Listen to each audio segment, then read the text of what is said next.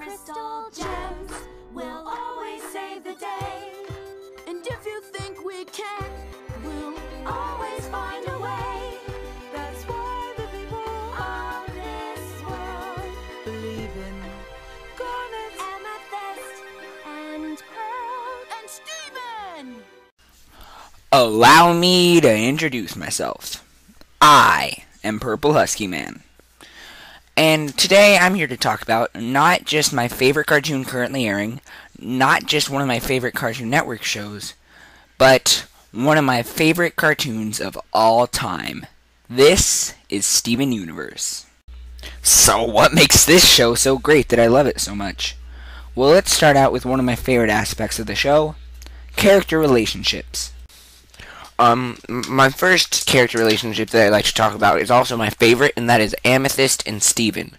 I just love how they have a brotherly and sisterly bond, how they're both childlike. I mean, of course, Steven's childlike because he's a child, but Amethyst, she's of course an adult. She has more authority over Steven, but she can definitely be a bit immature at times, but it's really fun to watch, and they're both just a joy to see together on screen bonding together.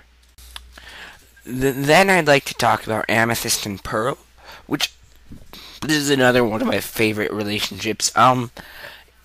It's just so great to see them go back and forth with each other, but also show that deep down they do care for each other, and they do care about each other's interests. Also, they're secretly dating.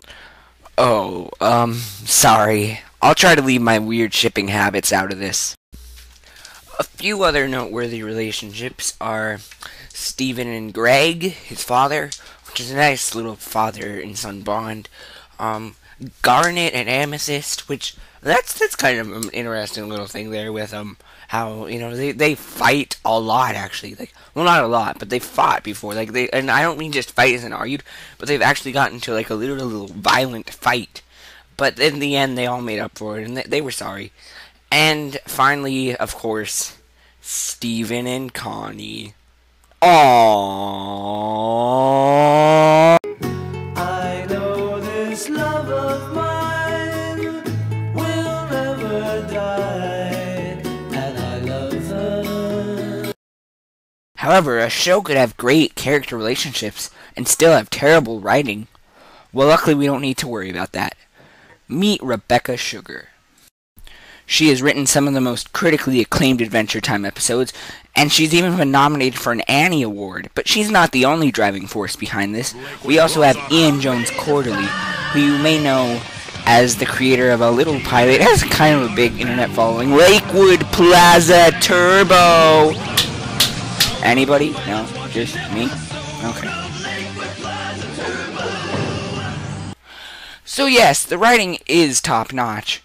And I think that's highlighted in quite a few episodes. For example, how about Cheeseburger Backpack, where the relationship between Steven and Pearl, where Pearl doesn't always trust Steven's ideas, but then she realizes that they're so crazy, they just might work.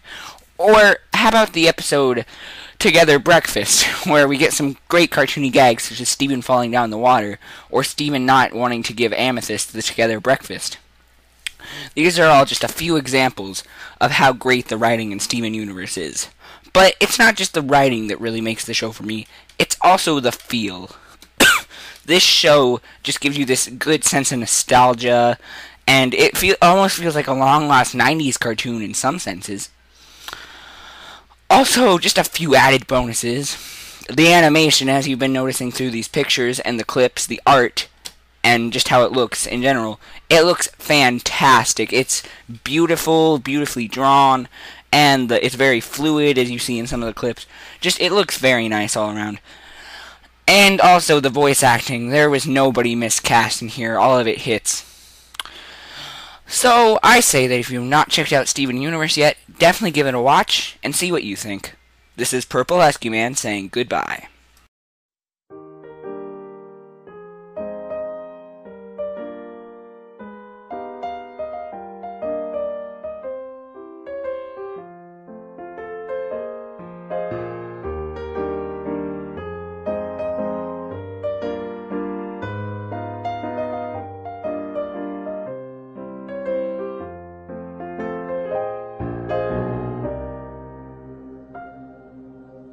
No! No! No! No! No! No! No, Internet! No! No! This is craziness! Next thing you know, they're gonna be shipping Elsa and Anna. What the?